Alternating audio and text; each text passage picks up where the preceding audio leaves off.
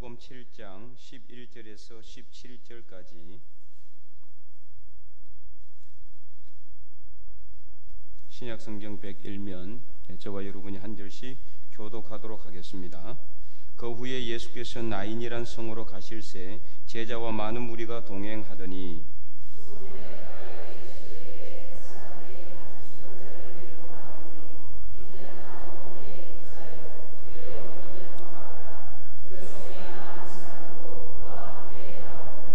주께서 가부를 보시고 불쌍히 여기사 울지 말라 하시고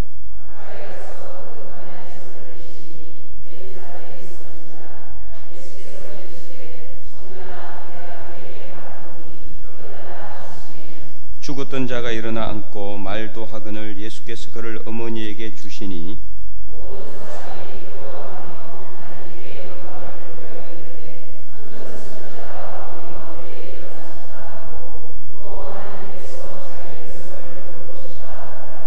예수께 대한 이 소문이 온 유대와 사방에 두루 퍼지니라. 아멘.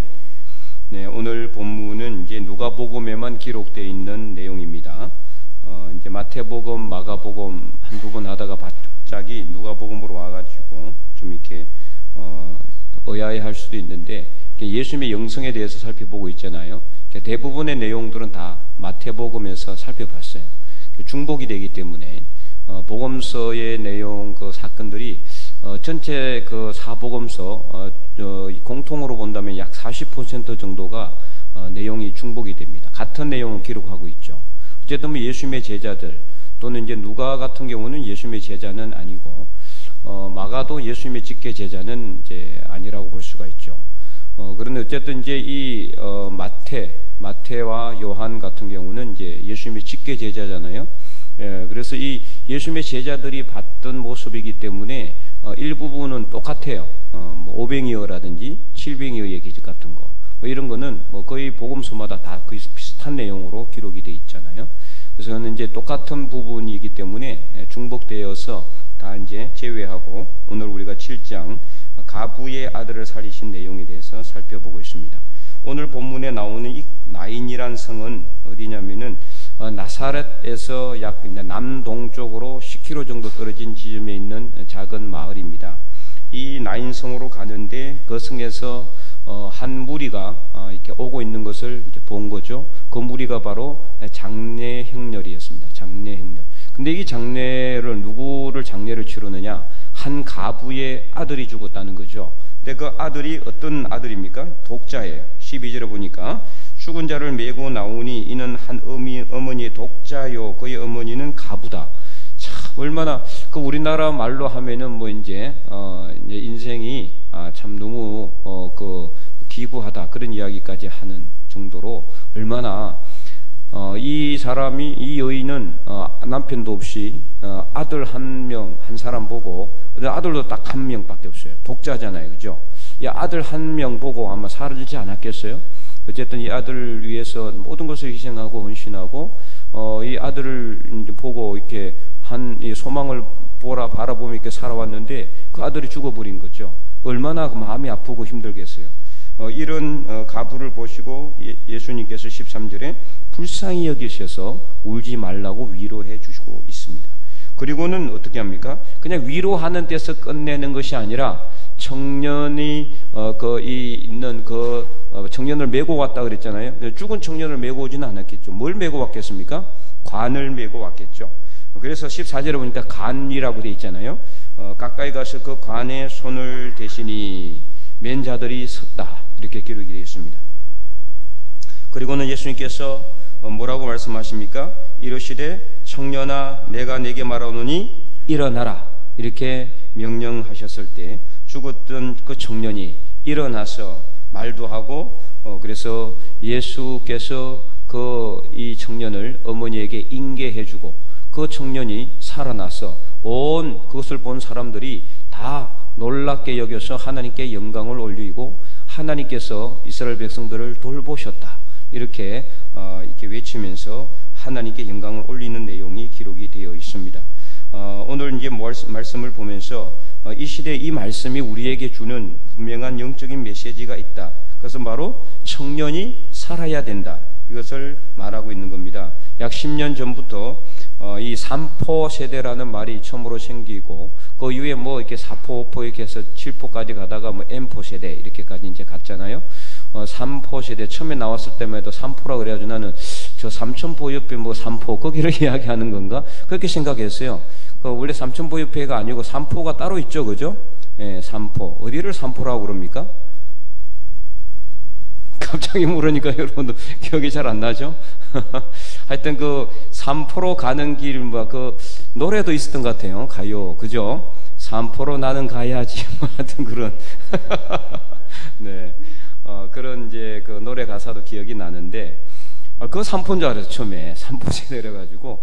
그래서 뭐 오래된 세대인가? 뭐 했는지 그게 아니라 세 가지를 포기하는 세대. 그래서 3포 세대란 말이 2011년에 처음 나왔어요. 2011년에. 상당히 오래됐죠?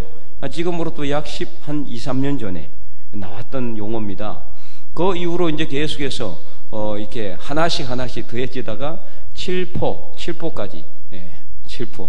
뭐 하여튼 다 직업, 결혼, 그 다음에 뭐 연애, 그죠? 예, 뭐 이것저것 다 해서 그 다음에 뭐 이제 집, 차, 꿈, 출산, 그제 자녀들. 그러니까 나중에 다 포기하니까 뭐만 남아요? 내 몸 하나 몸 하나 남아요. 더 또 포기할 게 또 남는 거예요. 또 나온 거예요. 그래서 이게 이제 7포에서 뭐로 갔습니까? N포. N이라는 거는 수학에서 N은 이제 미지수로 의미해요. 미지수. 이게 수많은, 엄청나게 많은 거를 갖다 이야기하는 거거든요. 엄청나게 많은 숫자를 이야기할 때 수학적으로 N이라고 그래요. N. 그래서 N포 세대 하면은 얼마나 많은 것을 포기해야 될지 모르는 세대다. 그런 뜻이라고 볼 수가 있는 거죠. N포 세대. 지금 어떻습니까? 좀 좋아진 것 같아요? 어떤 것 같아요? 지금은 N포 세대가 아니고 플러스 N포 세대 같습니다. 플러스 N포 세대. 그죠? 네. 더 많은 N포, 이게 수많은 것을 포기하는 것에 더 해가지고 포기해야 될 게 있는 그런 세대에 우리 청년들이 살아가고 있다. 이렇게 보면 될 것 같습니다. 너무 많은 것을 희생하고 헌신해야 되는 그런 시대에 우리 청년들이 살아가고 있는데, 참 저도 우리 자녀들을 보고 우리 이제 교회 청년들 보면서 너무나 마음이 아프고 가슴이 아파요. 과연 이들이 나중에 우리 나이 또래 됐을 때 과연 제대로 정말 신앙생활도 하고 제대로 사람다운 삶을 살아갈 수 있을까, 이런 생각을 하게 된단 말이에요. 너무나 많은 것들이 순식간에 변하고 있고 너무나 많은 이 세상이 살아가기 힘든 그런 아주 경쟁적인 조건 우위 사회에 살아가고 있는, 그래서 경쟁해서 남을 이기지 않으면은 내가 살지 못하는 시대에 우리 청년들이 지금 내던져지고 있다는 것이 이제 보여지고 있죠. 사회 구조적인 문제도 있지만은 세계적인 경제 불안과 국내외 정치적인 불안, 뭐 이런 것들이 다 이렇게 합해져 가지고 복합적인 문제로 발생하는 것이라고 볼 수가 있어요. 이게 좋아진다라기보다는 앞으로 이제 어떻게 이것을 우리가 잘 관리하고 유지해 나가고 오히려 더 여기서 이 안에서 다른 꿈과 소망을 발견할 수 있느냐, 이것을 이제 오늘 본문 예수님께서 이 말씀을 통해서 우리에게 던지고 있다. 청년아, 내가 내게 말하노니 일어나라. 지금 청년들은 어떻게 보면은 겉으로는 살아있지만은 실제로는 죽음의 간에 갇혀 있는 그런 삶을 살아가고 있지는 않는가. 제가 이제 우리 교회 오기 전에도 다른 이제 그 전에 있던 교회 청년들 몇 명 물어볼 때에 꿈이 있느냐? 꿈이 없어요, 별로. 예, 중고등부 학생들을 이제 붙잡아 놓고 꿈이 있느냐 물어봤을 때 꿈이 있다고 대답하는 친구들이 너무 드문 거예요. 아예 꿈이 없어요. 꿈이 있어도 어떤 꿈이냐? 요즘 청년들의 꿈은 오직 하나입니다.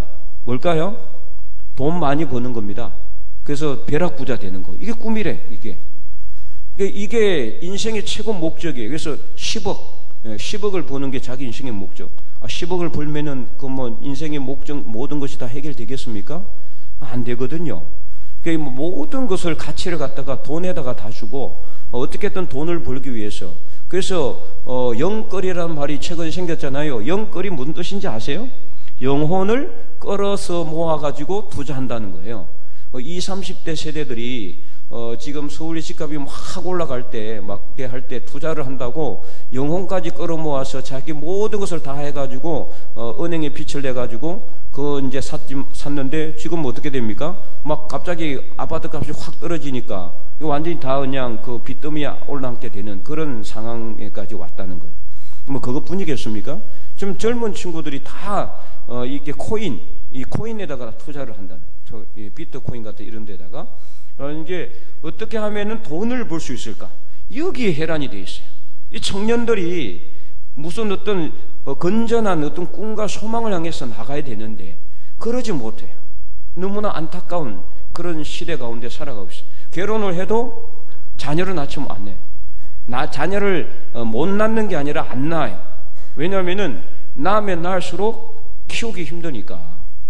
그래서 제가 이제 옛날에 내 친구는 제가 한번 뭐 사석에서 말씀을 드린 적도 있지만은 13번째 13번째 내 친구는 이제 태어났거든요. 13명이서 그 집에서 살고 있는 그 집을 볼 때 야, 참 좀 복잡해서 어떻게 사느냐 생각해도 다 살아나요. 예, 다 자기 살 길을 찾아가고 예, 잘 먹고 잘 살아요. 근데 지금은요, 한 명 낳아서 키우는 것도 힘들고 어렵다는 거예요. 힘들고 어렵다. 도대체 어떻게 이렇게 됐느냐?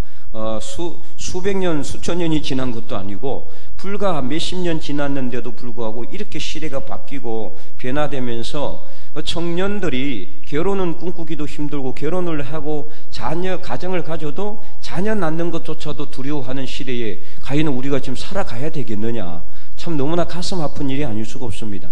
오늘 말씀에 나오는 이 나인성 가부의 아들 간 속에 누워서 죽어 있는 그런 모습이 오늘날 우리 청년들의 모습이 아닌가 그런 생각을 하게 됩니다. 그래서 이러한 청년들을 바라볼 때 오늘 예수님께서 하신 말씀, 내가 간 위에 손을 대시고 청년아 내가 내게 말하노니 일어나라, 이 말씀이 우리 청년들에게 전해지기를 저는 간절히 소망합니다.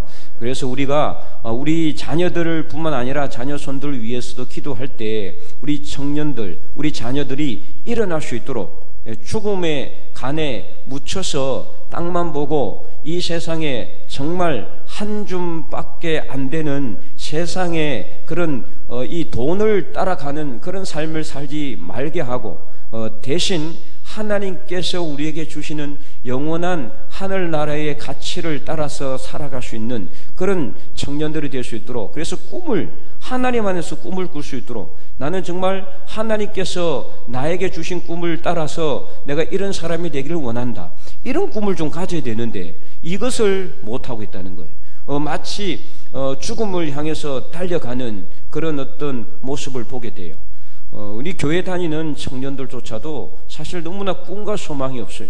비전이 너무나 부족해요. 예수님 안에서 내가 비전을 발견하고 하나님 안에서 그 비전을 향해서 달려가면은 어떻게 하든 하나님께서 그 비전을 이루게 해주시는데, 어떻게 하나님께서 원하시는지 원하시지 않는지 기도도 해보지도 않고 나는 이런 사람이 되겠다, 이거는 자기 욕망과 야망이거든요. 그래서 이 세상에서 정말 우리가 잘 먹고 잘 사는 것만이 목적이 아니라 어떻게 살아야 되는지를 우리 청년들이 좀 깨닫기를 원합니다. 그래서 지금요, 우리가 여러분들 한번 보세요. 우리 주변에 이 청년들이 점점 줄어들고 있잖아요. 우리 교회뿐만 아닙니다. 다른 교회도 마찬가지예요. 근데 청년들이 사라지면은 교회도 죽는 겁니다. 나라도 망합니다. 결국에는 이 청년 세대가 살아나야 교회도 살고 나라도 사는 길이 열리게 되는 거죠. 그래서 우리가 그냥 손 놓고 있어서는 안 된다는 거죠. 우리 청년들을 위해서 여러분 간절하게 좀 기도해 주시기 바랍니다. 우리 청년들이 꿈을 꿀 수 있도록. 그래서 오늘 본문의 말씀처럼 내가 내게 말하노니 일어나라고 하시는 예수님의 음성을 좀 들을 수 있도록, 하나님의 음성을 듣고 우리 청년들이 하나님 안에서 꿈을 꾸고 비전을 발견할 수 있도록, 요셉이 꿈을 꾸고 그 꿈을 끝까지 간직하고 하나님을 경외하는 삶을 살았을 때에 결국에는 하나님께서 불가능한 조건에서 그를 건져서 애굽의 총리가 되게 하신 것처럼 오늘 이 시대도 마찬가지예요. 아무리 죽음의 자리라 할지라도 예수님 안에서 하나님을 바라보며 꿈을 갖고 비전을 발견하면은 일어날 수 있게 됩니다. 그래서 하나님께서 만드시는 거예요. 아무리 길이 없어도 하나님께서 앞서 나가서 길을 만드시고, 문이 없어도 하나님께서 문을 만드시는 거예요. 열게 해주는 겁니다. 이것을 우리 청년들이 좀 깨달을 수 있도록 우리가 간절하게 기도해 주시면 좋겠습니다. 우리 청년들이 못한다고 해서 왜 못하느냐, 왜 안 하느냐, 그게 나무라지만 말고 청년들을 위해서 기도해 줄 수 있어야 돼요.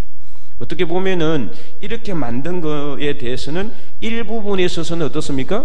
우리에게 책임이 있어요. 그죠? 책임이 있어요. 우리에게 책임이 있단 말이에요. 그 책임을 갖다가 그냥 청년들에게, 우리 자녀들이 다 떠넘겨서는 안 되잖아요. 나만 잘 먹고 잘 살고 이제 내가 살 날은 앞으로 얼마 남았으니까 한 30년만 잘 버티면은 막 끝나겠지, 이렇게 생각하지 마시기 바랍니다. 30년만 버티고 여러분들이 나이 들어서 돌아가시게 되고 그러면은 우리 자녀들은 죽어도 좋습니까? 그러면 안 되잖아요. 지금 기후 문제도 마찬가지고 여러 가지 엄청나게 다양한 복잡한 문제들이 점점 우리 앞으로 다가오고 있어요.